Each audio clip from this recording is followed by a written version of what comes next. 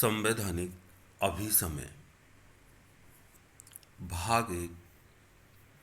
मैं Kaushal Kumar Sen, assistant professor political science, BSR government arts college Alwar.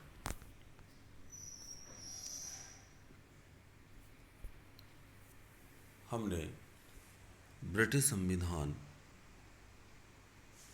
के बारे में इससे पहले के अंकों में पढ़ा कि ब्रिटिश संविधान विवेक और संयोग की संतान है। अब हम ब्रिटिश संविधान में अभिसमयों का अध्ययन करेंगे।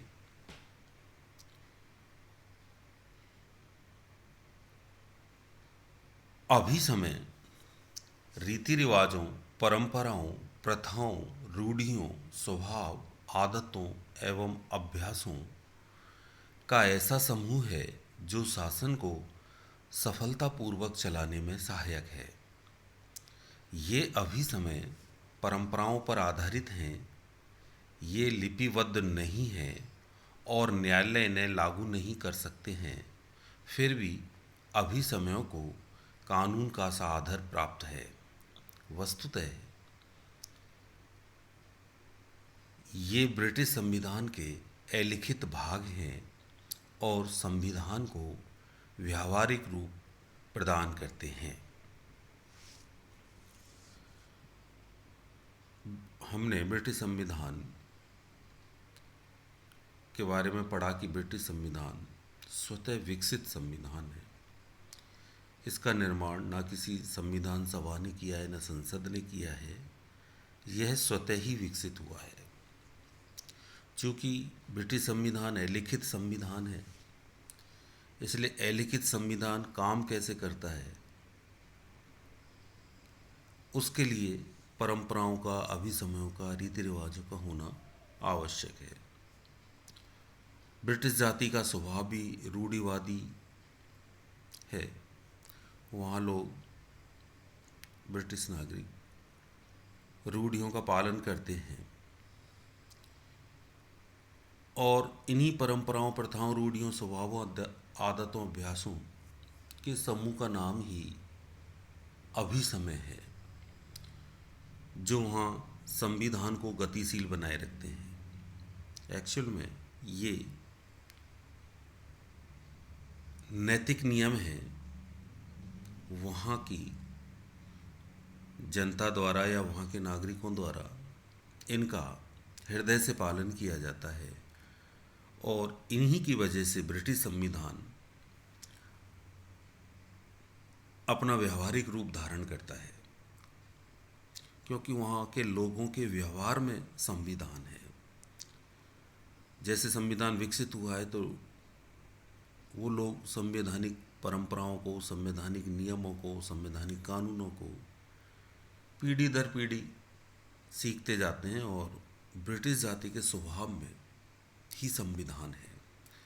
इसलिए इस संविधान को गतिशील बनाने के लिए वहाँ की जो परंपराएं हैं वो ज़्यादातर संविधान से मैच खाती हैं।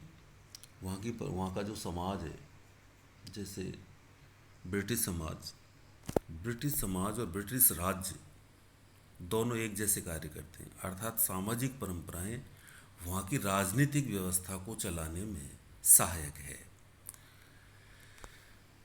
अभिसमयों के बारे में जॉन स्टुअर्ट मिल ने कहा है, संविधान के अलिखित नियम हैं। ये वो नियम हैं जो अलिखित हैं और इनको कानून का सादर प्राप्त है।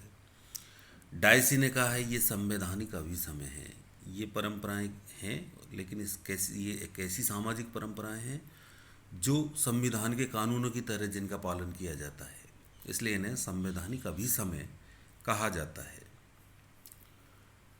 मिस्टर ऑक कहते हैं, अभिसमय उन समझौतों, आदतों या परंपराओं से मिलकर बनते हैं जो राजनीतिक नैतिकता के नियम मात्र कहलाते हैं, किंतु व्यवहार में वे बड़ी से बड़ी सार्वजनिक शक्तियों के दिन प्रतिदिन के संबंधों एवं कार्यों के ज़्यादातर भाग का नियमन करते हैं। औक का तात्पर्य है कि अभी समय ऐसी परंपराएं हैं जो राजनीतिक नैतिकता के नियम मात्र हैं। मतलब लोग हृदय से, आत्मा से, क्योंकि नैतिकता मनुष्य की आत्मा में निहित होती है, तो इन अभिसमयों का पालन नैतिक नियमों की तरह करते हैं। और वहाँ की बड़ी से बड़ी संस्थाएं, चाहे वो संसद हो, कार्यपालिका हो, वहाँ का सम्राट हो, वहाँ के न्यायालय हों, इन परंपराओं का ध्यान रखते हैं और इन्हीं परंपराओं की वजह से ही ब्रिटिश संविधान चलता है। इसी प्रकार डाइसी कहते हैं कि अभी समय वे सैद्धांतिक या व्यावहारिक नियम हैं जो यद्यपि राजा, मंत्रियों तथा दूसरे पदाधिकारियों के कार्य का नियंत्रण करते हैं, पर वास्तव में वे कानून नहीं हैं। डाइसी का तात्पर्य है कि ये ऐसे व्यावहारिक नियम हैं अभी समय जो राजा, मंत्री और दूसरे पदाधिकारी जितने भी हैं वो अपने कार्य में इन अभिसमयों का पालन करते हैं।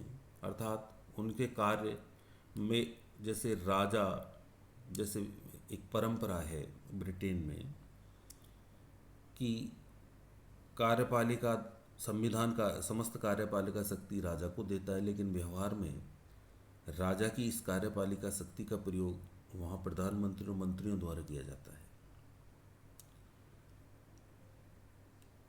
अब ये परंपरा है कि मंत्रिमंडल कोई भी अगर निर्णय लेता है तो उसे राजा को बताना पड़ेगा। ये इस प्रकार अभिसमयों का पालन कानून की तरह ही किया जाता है, जबकि हैं ये संवैधानिक परंपराएं। विशेषताएं, अभिसमयों की विशेषताएं, कानून से भिन्न नैतिक नियम हैं। अभिसमयों के पीछे नैतिक बल होता है और ये स्वस्थ राजनीतिक एवं प्रशासनिक जीवन के लिए आवश्यक हैं। देखिए, अभिसमय संविधान के सहायक हैं। सहायक इसलिए हैं क्योंकि ये नैतिक नियम हैं। कानून तो नहीं है, लेकिन ये नैतिक नियम हैं और इन नियमों को छोड़ा नहीं जा सकता है। इसलिए ये कानून को, अर्थात ब्रिटिश संविधान में निहित कानून को व्यावहारिक रूप प्रदान करते हैं। दूसरा, संवैधानिक पवित्रता का गुण। कानून की तरह ही इनके साथ भी संवैधानिक पवित्रता की भावना जुड़ जाती है, क्योंकि संविधान पवित्र होता है, देश का सर्वोच्च कानून होता है, और चूंकि प्रत्येक कानून के साथ संवैधानिक परंपराएं जुड़ी हुई हैं, ये नैतिक नियम हैं। उन कानूनों को लोग किस प्रकार पालन करेंगे, वहाँ की संस्थाएं किस प्रकार पालन करेंगी, उनको व्यवहार में उतारने के लिए उनके सहायक हैं। इसलिए अभिसमय वहाँ के संविधान के सहायक हैं। जिस प्रकार संविधान पवित्र है, इसलिए वहाँ की परंपराएं भी पवित्र हैं। इसलिए इनके साथ संवैधानिक पवित्रता का गुण भी जुड़ा हुआ है।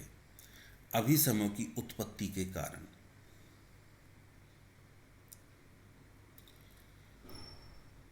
आखिर ये प्रश्न आता है कि ऐसा क्या कारण है जो अभिसमयों का पालन वहाँ के लोग करते हैं। तो अभिसमयों की उत्पत्ति संविधान को पूर्ण, अद्यतन, अप टू डेट तथा व्यावहारिक बनाने के लिए होती है। अभिसमय संविधान के ढांचे को जनता की राजनीतिक विचारधारा व अभिलाषा के अनुसार मोड़ देते हैं। जैसे ब्रिटेन में संविधान का ढांचा राजतंत्रीय है, किंतु अभिसमयों ने उसे लोकतांत्रिक स्वरूप प्रदान किया है।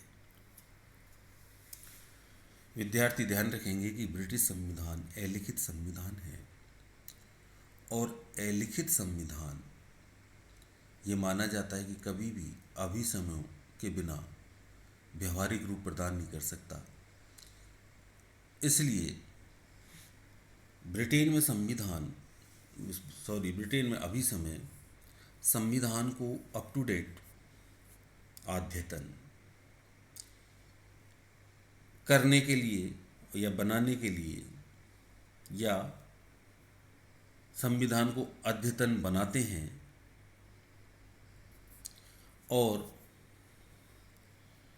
जो संविधान का स्वरूप है उसे जनता की इच्छा के अनुसार बनाए रखते हैं। जैसे उदाहरण के रूप में ब्रिटेन में संविधान का ढांचा राजतंत्र ही है।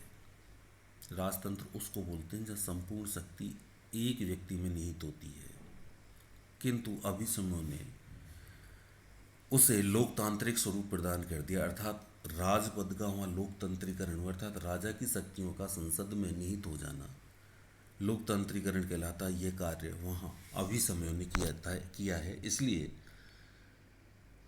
वहाँ अभिसमयों का पालन किया जाता है। अब प्रश्न है कि अभिसमयों का पालन क्यों किया जाता है। तो पहला, अभिसमयों के उल्लंघन पर कानून का उल्लंघन।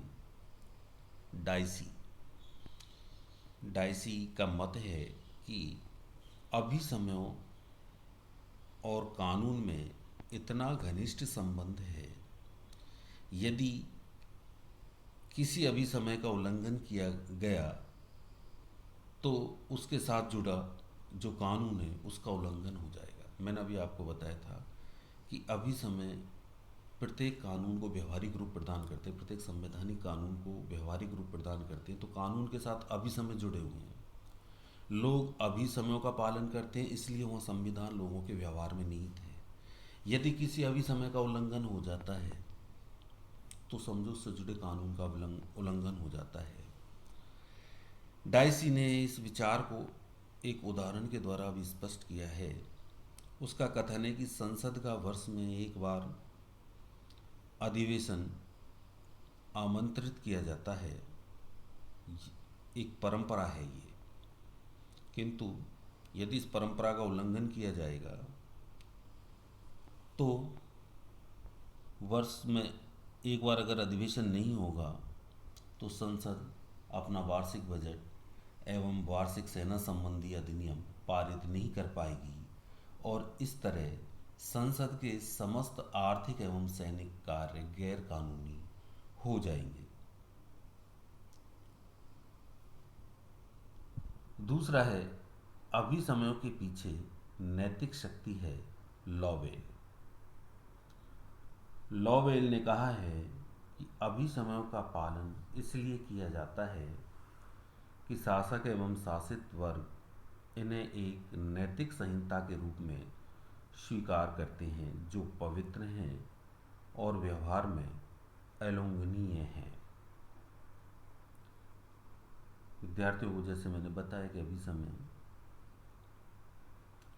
मनुष्य की आत्मा से जुड़े हुए हैं, ये उसके व्यवहार के नियम हैं, वहाँ के लोगों के व्यवहार के नियम हैं।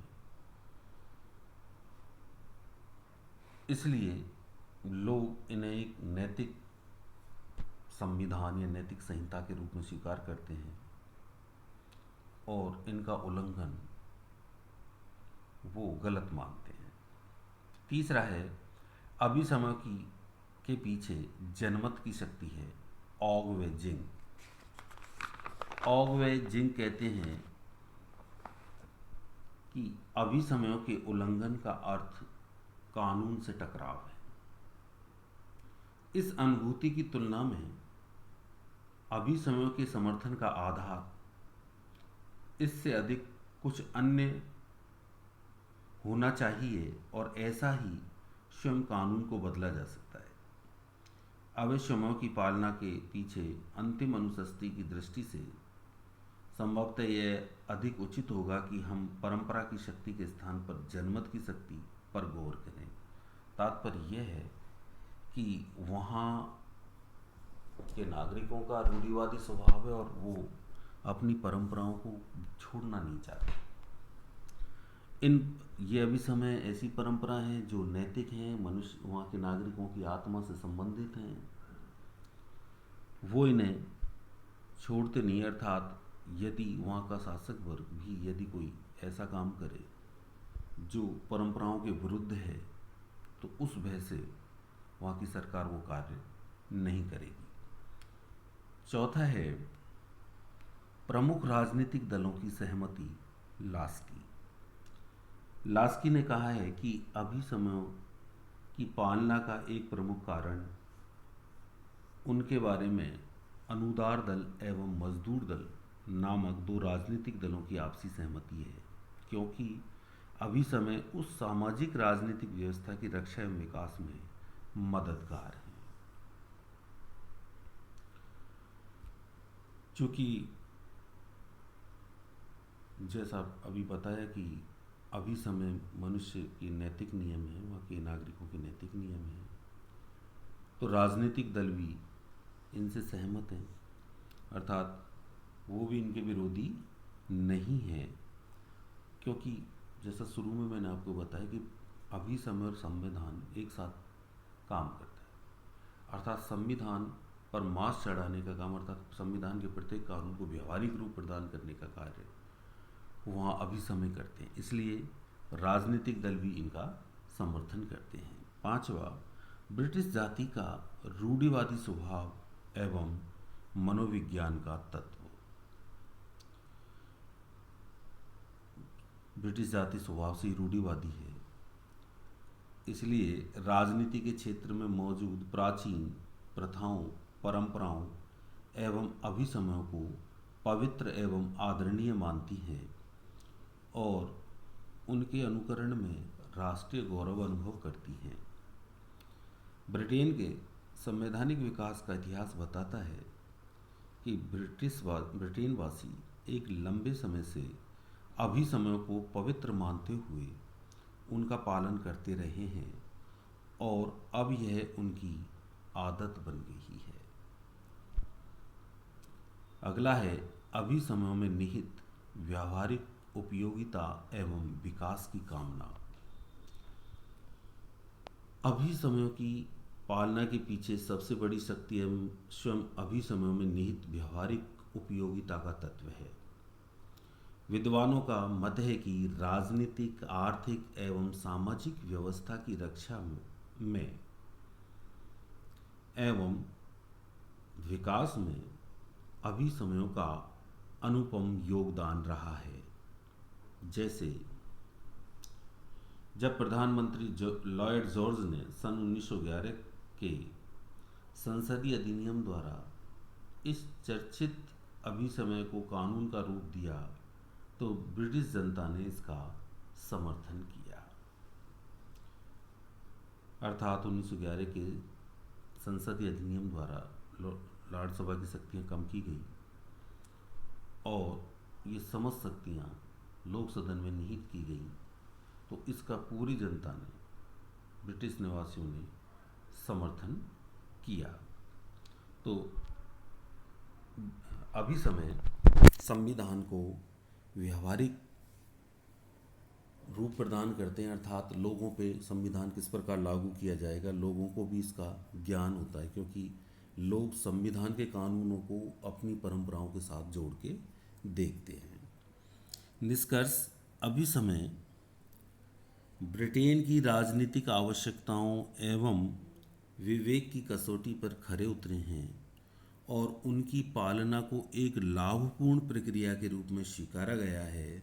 वस्तुतः इंग्लैंड की संपूर्ण संसदीय शासन व्यवस्था अपने सुचारू संचालन के लिए अभिसमयों पर निर्भर है और इसलिए ब्रिटिश जनमत तथा प्रमुख राजनीतिक दल इन अभिसमयों के समर्थक हैं। अगला भाग अगले अंक में। धन्यवाद।